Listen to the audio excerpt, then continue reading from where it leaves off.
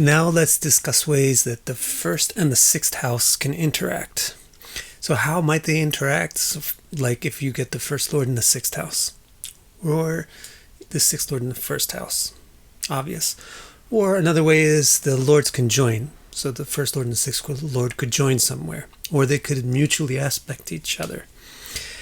But most importantly, the reason why I'm doing this whole series of videos about the houses interacting via their lords is because it will help you use the DNA code sequence of houses that I give you in my house report, which is the new report that I developed this year for analyzing houses according to Polydipika and grading them by positivity and impact so that you get a sequence code. And the sequence of the houses in that code reveal everything. But since it's a very new way of presenting information, people need a little bit of a hand-holding to be able to interpret the things right. So that's why I'm doing the videos. So when we're talking here about first and sixth house, there's two ways that this would be relevant in the DNA code. If you have a 6 followed by a 1, or a 1 followed by a 6. Anywhere in the code. But the more that it goes towards the front or the back, the more prominent it is or important it is. Or also if you have 1 and 6 on opposite ends, then you have this dynamic between the first and the sixth house where they're sequencing or opposite each other. Now, in most cases, when they're on opposite ends of the code, the interpretation is opposite to when they're in sequence. But in the case of this particular combination, first and sixth, I really feel that it's the same, regardless of whether the houses are in sequence or whether they're on opposite ends of the code. The interpretation is actually the same. So let's have a look at what we can interpret by various ways that the first and sixth house interact. The first thing that I want to bring to your attention is that there's a clash between the first house being about self and the second house being about enemies. And the result of that clash is that the native will not really have an easy time identifying an enemy or disassociating from an enemy or not being empathetic with an enemy. They'll be too empathetic. They'll put too much of themselves into people who are actually enemies. They'll put themselves in the enemy's shoes. They'll allow enemies to become too much of a part of themselves and too much of a part of their life. It leads to the type of situation where you get taken advantage of.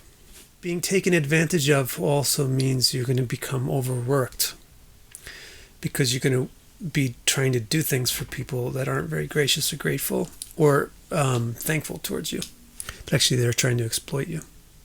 There's this doom and gloom. This is kind of gloomy, but if you are aware of it, then you can avoid the doom of the doom and gloom part.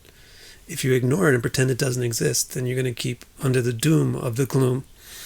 And that's the whole point of being frank with you and showing you the actual negative side of some of these astrological combinations. So the next thing we want to look at is another dissonant resonance between the first and the sixth house. The first house is the house of health. The sixth house is the house of illness. So the native with connections between the first and sixth house, they tend to have bad health. They tend to have health problems. Moreover, you can trace out that the problems are probably rooted in stress.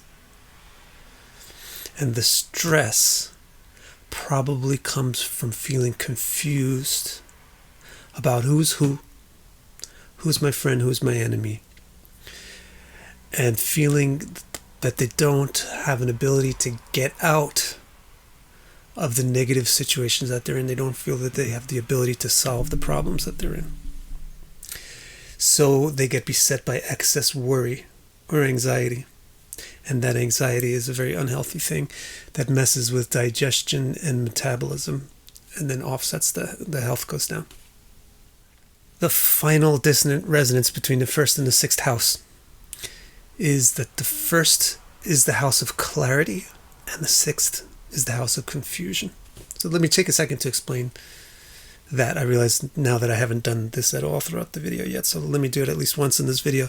Why is the first house the house of clarity? Because it's the eastern horizon. This is where things become visible. So you don't see anything in the sky until it comes over the eastern horizon. So this house, which is over there in the east, this area of the sky that's in the east, it signifies things becoming visible, things becoming known, things becoming clear. But the sixth house is in the west, underground. It's just below the western horizon. So it signifies support of everything that's symbolized by the western horizon, which is invisibility and tangibility. So the sixth signifies confusion, which leads to things becoming invisible or unclear. So that's why the houses signify what they signify. And when you put these houses into contact with each other by the various ways that we talked about at the beginning, you get a dissonance between one house being about clarity and the other house being about confusion. So people with this link between first and sixth house, they get confused. And like I said before, with the way that it impacts the health, this is where the confusion is coming from. The confusion is basically not really assessing situations coldly enough or objectively enough, putting too much of your own heart and your own sympathy into the assessment of others, and therefore assessing them as being more worthy and more worthwhile than they actually are. So the inability to differentiate friend from foe puts the person into problems which confuse them. So there you have a rundown of specifically how the house combinations work for 1 and 6. This will help you if you have, the first lord and the sixth lord conjoined, or the first lord and the sixth house, etc. This will help you if you have 1 followed by 6 or 6 followed by 1 in my house report, in the code, the DNA code in there. Or this will just help you understand astrology, because this basic system that we're using of looking for resonance and dissonance between the things symbolized by the two entities involved, that's the basic way that you interpret everything in astrology.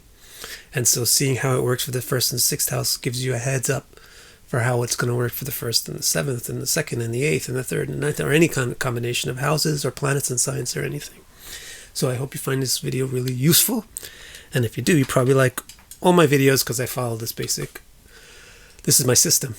So you might as well go ahead and subscribe and tell your mama and your best friend to subscribe. Thank you.